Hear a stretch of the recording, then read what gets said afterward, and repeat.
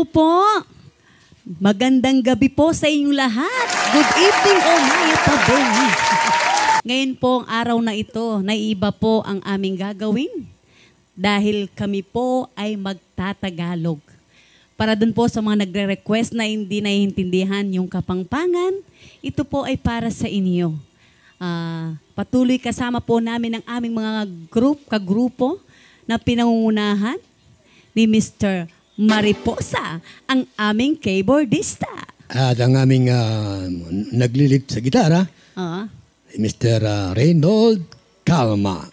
Yan, sana po paki-subscribe, like and share ang aming YouTube channel at maging ang aming mga kasama na si Mr. Mariposa at si Mr. Reynold Calma, Mariposa YouTube, Mr. Mariposa and Yesha Calma. At kami po ay Bong Manalo and Miss D para po lagi kayong updated sa aming mga songs na ipinaparinig sa inyo. At syempre ito po yung bagong gawa ni Mr. Bong Manalo na Tagalog version. Sana po ay maibigan nyo sa lahat po ng aming mga subscriber at sa lahat po ng nakakapanood sa aming YouTube channel. Maraming salamat po. At ito pong aming opening na awitin niya. Okay? Oo, ito pong awiting ito na aming pangbungad na kanta. Ito po ay original song, original compose, original lyrics, and original tune ni Mr. Bong Manalo. Noong 19 matagal na, na maraming gumagamit na. Ito po yung aming pambungad na awitin para po sa inyo. Yeah.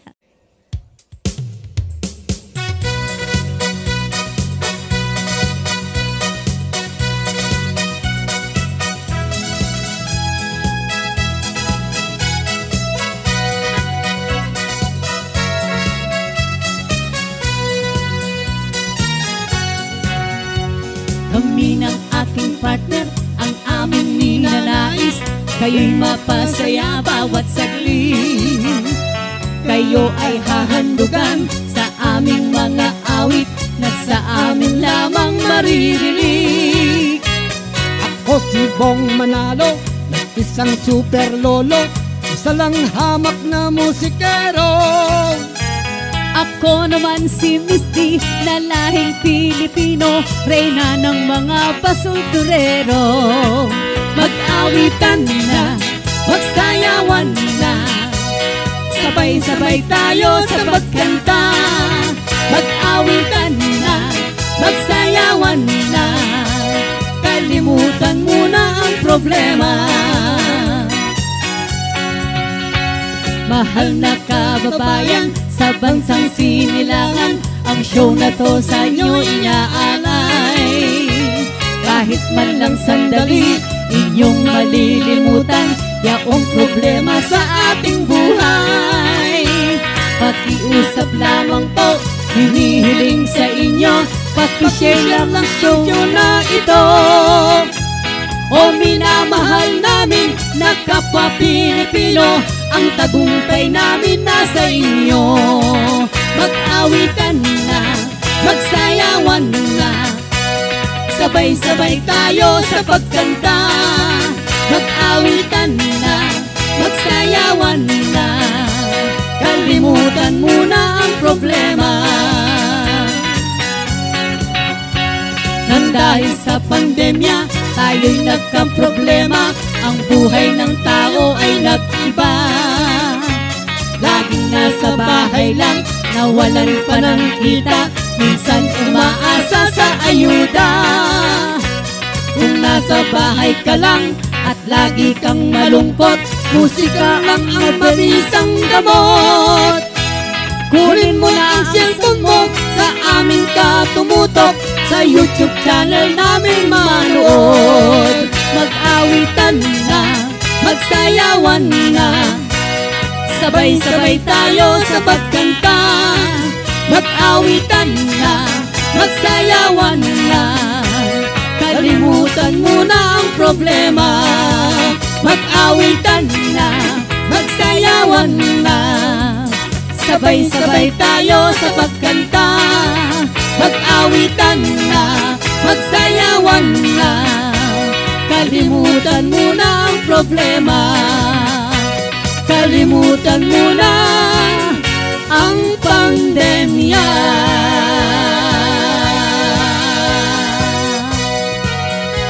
Ayos!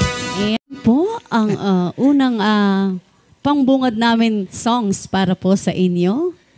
Yan. Pwede pala tayo sa Tagalog. Yan na kung saan sana po ay maibigan ninyo Yan. na makalimot ng kahit konti sa ating mga problema. Yan. Okay. Okay. Ito po ay Original din. original tune at lyrics. Yan. By Mr. Bong Manalo. May version din po ng Kapampangan to. Kapampangan, yan. Pero ayun po ay Tagalog version. Yan. Ngayon, Tagalog. Puro Tagalog. Yan. Tagalog tayo. Baka susunod yan. English speak. Ang pamagat po ng awiting ito yung Huwag Silang Tularan. Tularan. Yan. Yan. Sino kaya ang Ito po ay mga yan? kapupulutan ng natin ng aral. Isang kwento na may aral po. Okay. Okay. Ready?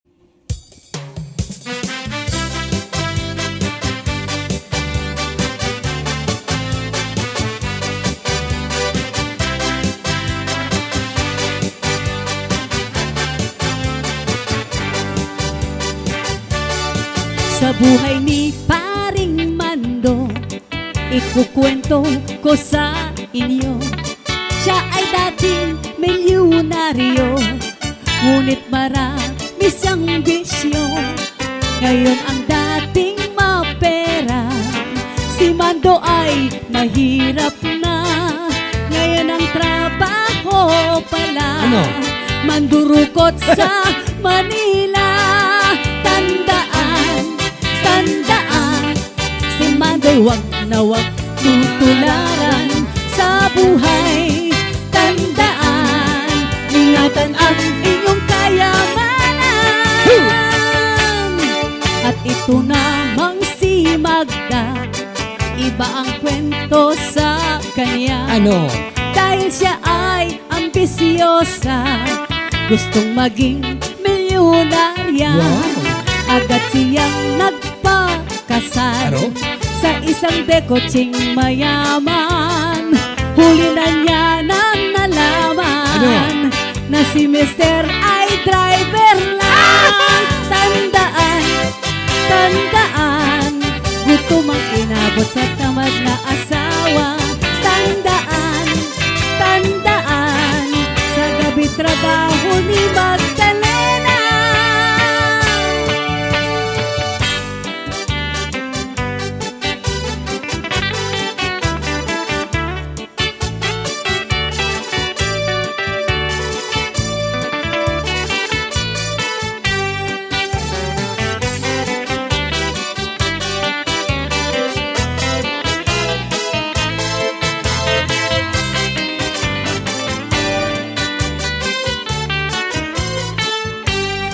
Si Magda, gutom ang inabot sa tamad na asawa. At ngayon, si Magda, sa gabi ang trabaho ay Magdalena. Ang buhay naman ni Doro, naiiba, yaring kwento. Dati siyang gwapong-gwapo, ngunit nalulong sa bisyo. Sa mga bawang na droga, naging adik, pumangit pa. Ngayon ang tawag sa kanya, si Doro na dorogista. Sana sa aking musika may aral kayong nakuha.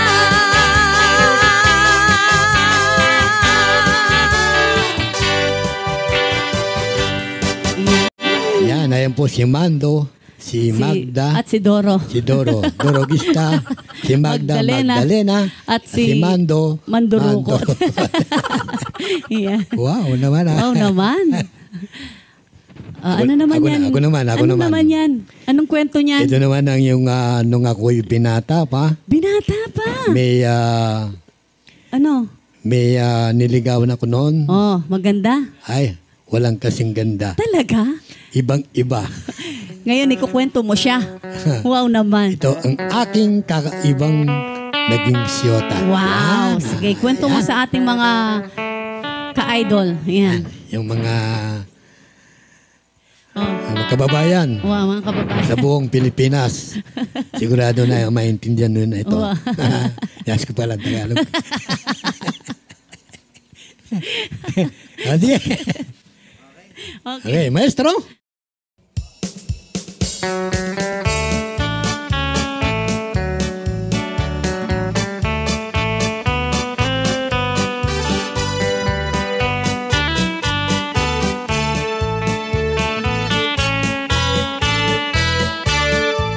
Mayroon akong naging siyota na isang cute na dalaga. Kung siya'y iyong makikita, sa kanya ay magtataka. Bakit? Ang tangos ng kanyang ilong, Wow. kasing tugatog ng mayon, Taas ah. at doon pwedeng sumilong. Mga 30 damong baboy, ayan ang aking naging siyota. Grabe.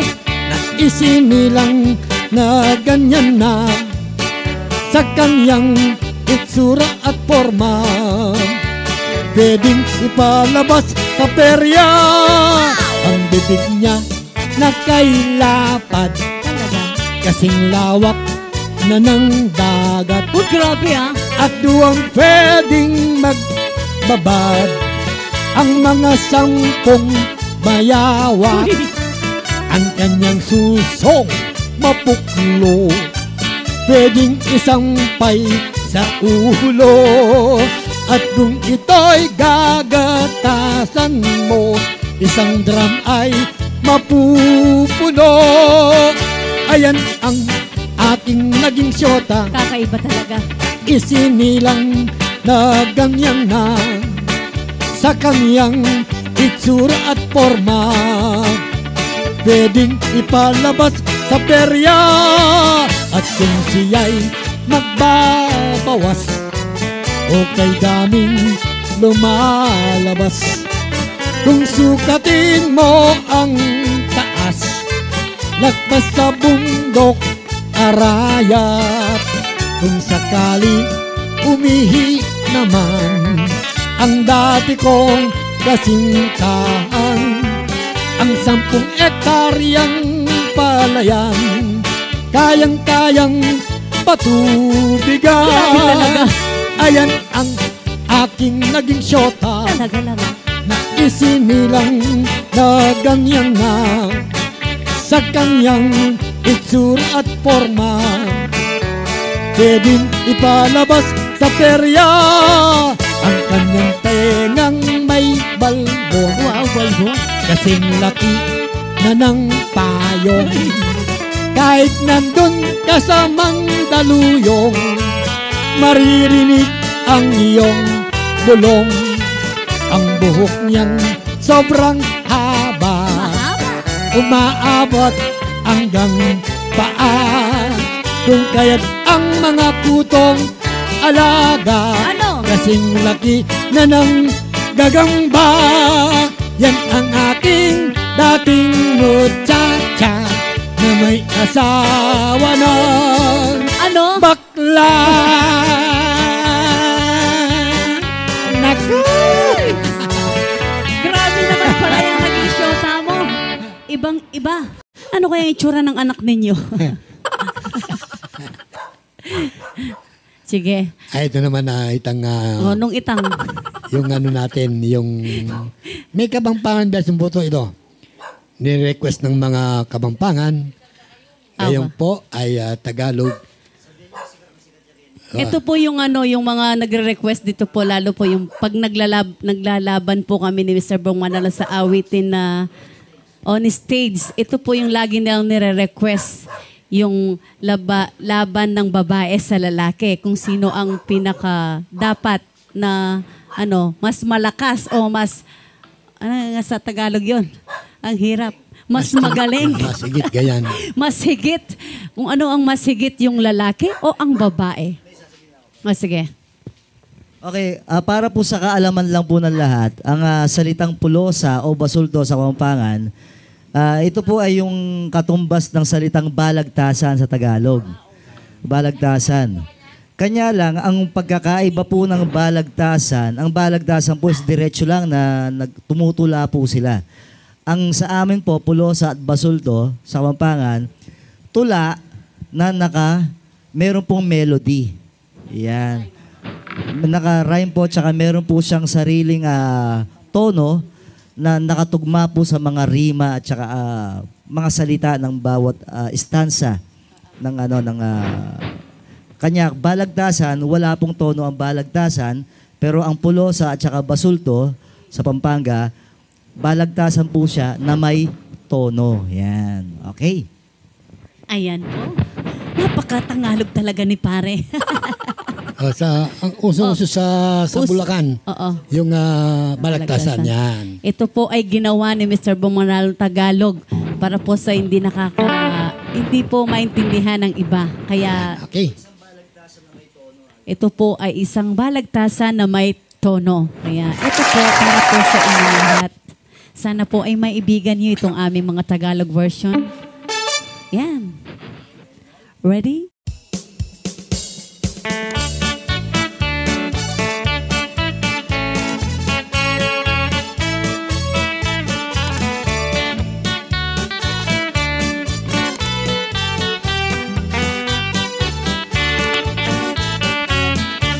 Nais kong subukan itong kapartner ko kung gaano kagaling sa kantang basulto. Kung sakasakali siya ang mananalo, siya ang magkakamit ng maraming premyo, ang magiging tema ng aming salpukan, na tayong lalaki ang may karapatan, o mga babae ang mas merong alam. Sino sa dalawa ang siyang mas matimbang? Itong kalaban ko ay dada ng dada. Ako'y napipikon sa kanyang bunganga, na tayong mga boys hindi daw sasaya kung walang babae ang Diyos na nilikha.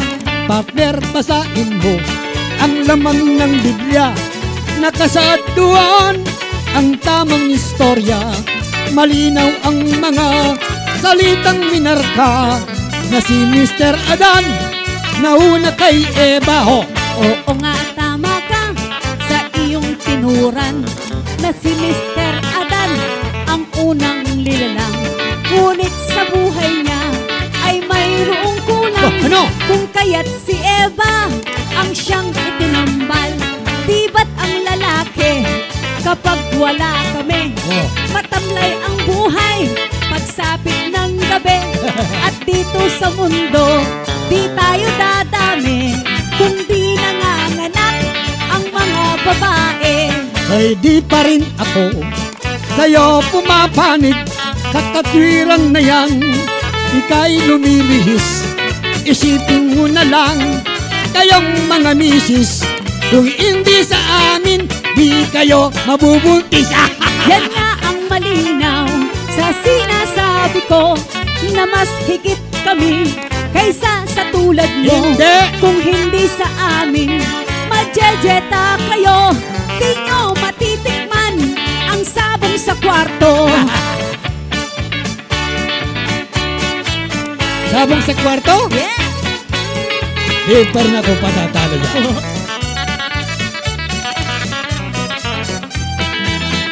Ito ang sakin. Sige. Di ako sang-ayon sa'yo, Miss Ding Palpak, na kung wala kayo, walang sarap-sarap. Kahit na walang chicks, kung ibig kong makswak, eh di tsika na lang kay Miss Mariang Palad. Dahil kayong talaga sa lahi ni Adan, dahil meron kami na mga policeman. May batuta kami sa inyo panlaban. Hoy, sumagot ka na, meron ba kayo niyan? Hoy, ang kalaban ko, baliw na sa isip at bulag na yata, blanco sa paligid, kahit saan dako, ating nasisilip Ano? na manami na rin ang babaeng pulis. Wala namang kwenta ang inyong batuta. Mayroon kaming tsapa na mataba pag aking nilatag. Ano? Itong aking tsapa, ang baril mo kaya'y di puputok bigla. Puputok? Siyempre, pag nakakita kayo ng chicks na maganda, Nako. ay nako, ewan ko na lang. Ito ang para sa akin. Meron na naman. Huwag ipagmalaki ang dala mong tsapa. Kahit ang sabi mo, ito'y matambok pa. Pag pinikok ko yan, sa baril kong dala, siguradong wasak. Naku, uutot pa sa mga lalaki.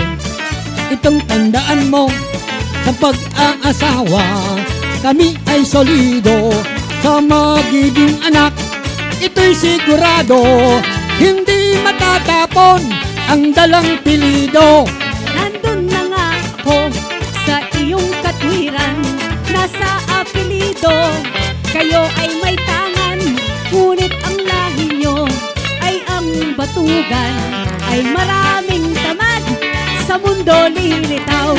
Sa pag-aasawa, alam na alam mo kung sa mag-asawa, babae ang sayo.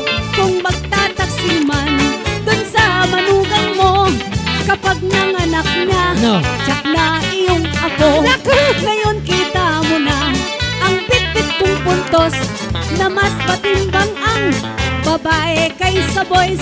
Kaya talo ka na, sa laban ay knockout, sumurrender ka na, matandang makunat.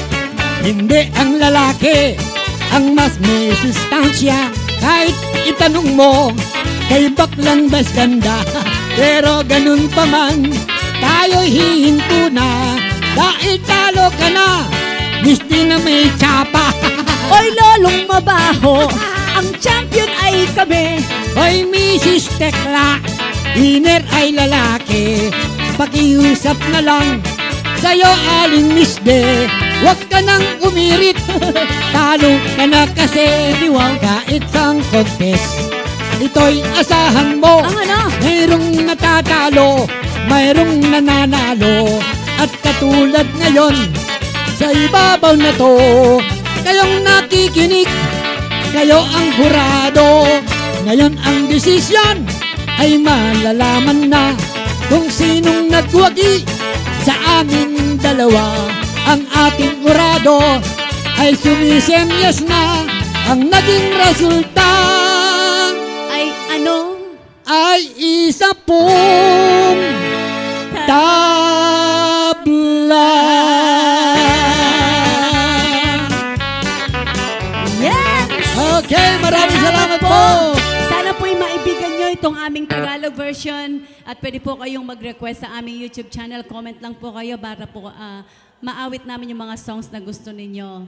Salamat po sa subscribe and share and likes po. Maraming pong salamat. Okay, thank you po. God Sa bless. inyong panunood. Thank you so much po.